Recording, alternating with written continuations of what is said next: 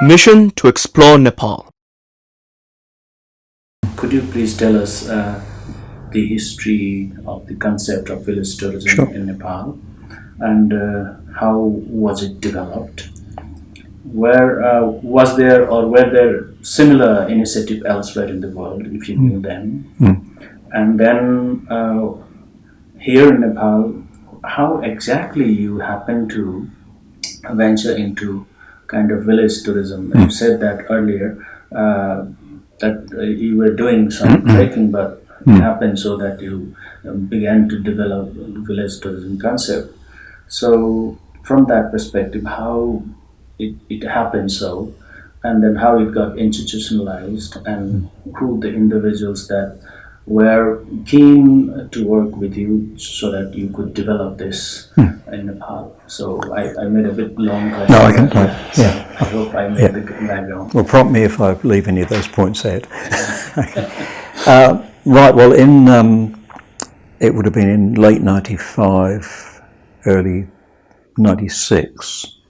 I was, as I said before, working on new trekking routes, and I was liaising with officers at the Department of Tourism.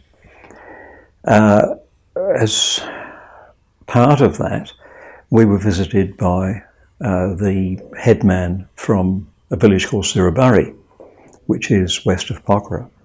And that man, who's retired Captain Tek Gurung, sadly he's left us now, he came along and he heard about village tourism. I'm not sure where he heard it.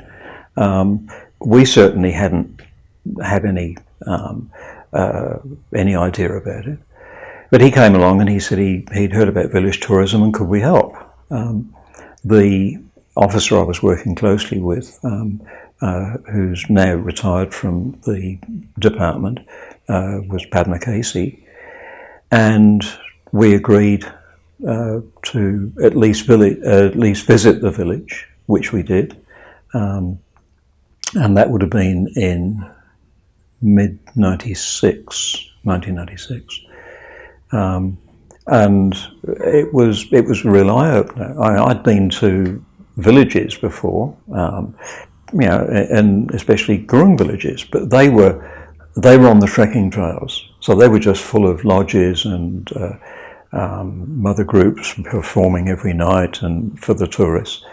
But this was totally different. This was just a village where people lived, and they wanted to open their homes up to foreign or local tourists to experience a village way of life, and not just the one night stay in a lodge experience that generally trekkers got.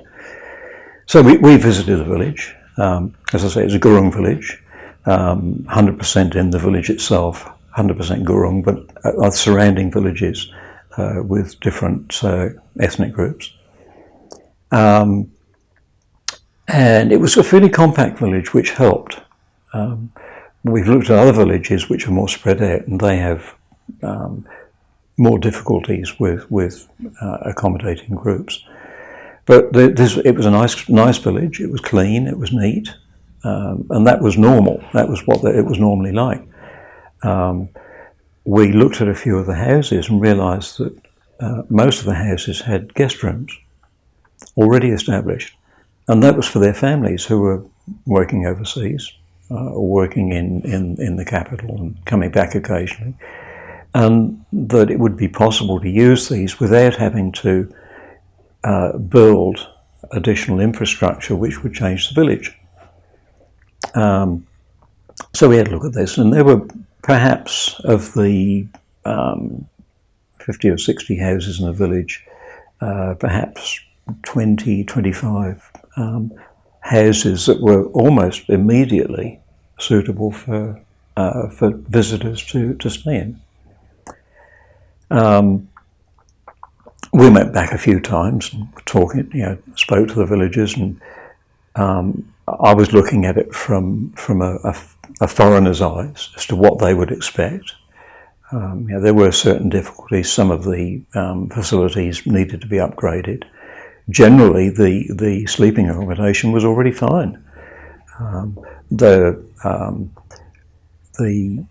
main development needed to be in toilet facilities, shower facilities, but apart from that, the village was ready to go.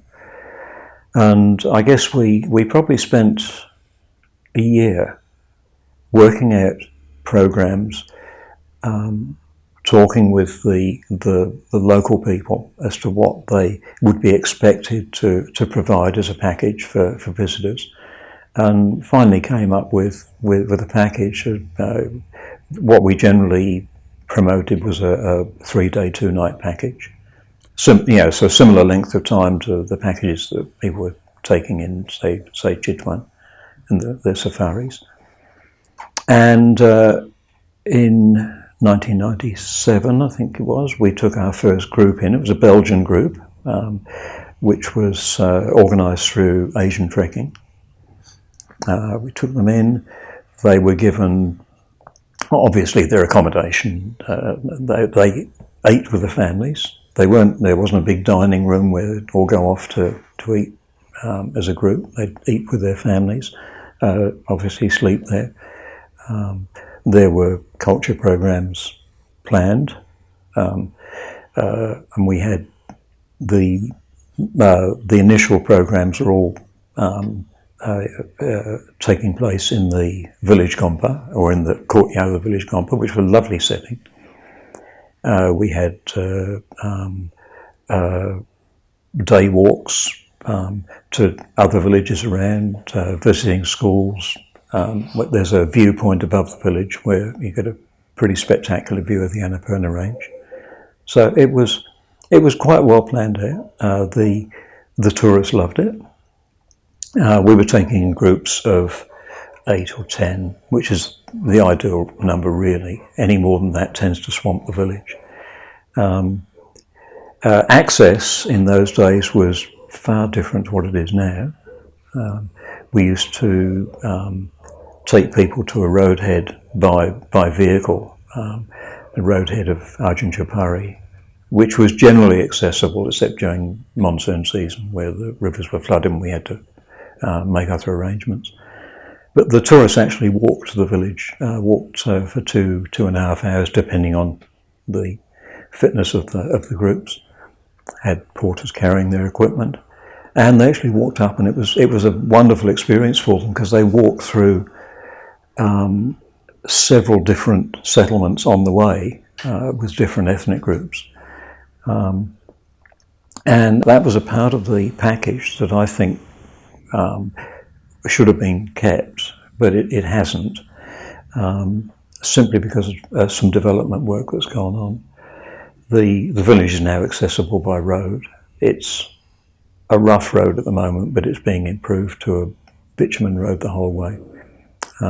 Within 2 years, that'll be complete. So people now are arriving by bus or by jeep,